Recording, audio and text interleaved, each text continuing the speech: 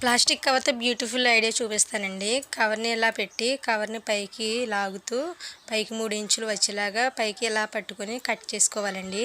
మనకి ఫ్లవర్ అయితే రెడీ అయిపోతుంది.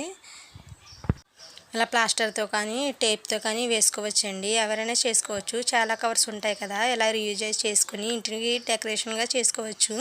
అలాగే డబ్బులన్నీ కూడా ఆదా చేసుకోవచ్చండి. అన్నిటికీ ఇలా రెడీ చేసుకున్నాక మొత్తం అన్నీ ఇలా రెడీ చేసుకోవాలండి. ఇలా రెడీ చేసుకున్న తర్వాత చూపిస్తాను చూడండి మొత్తం ఎన్ని రెడీ చేశాను. నేనైతే 3 కలర్స్ అయితే రెడీ చేశానండి.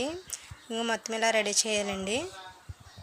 మొత్తం ఇలా రెడీ చేసిన తర్వాత ఒక చీపురు పుల్ల అయితే తీసుకుని చీపురు పుల్లకి ఇలా పెట్టుకుని ప్లాస్టిక్ కవర్తో మొత్తం చుట్టేసుకోవాలండి. 2 ఇంచుల గ్యాప్తో ఒక్కొక్కటి ఫ్లవర్ని పెట్టి మొత్తం అంతే లాస్ట్ వరకు చుట్టేయాలి. బ్యూటిఫుల్ ఫ్లవర్స్ అయితే రెడీ అయిపోయాయి. మీకు ఎలా అనిపించిందో కామెంట్ చేయండి.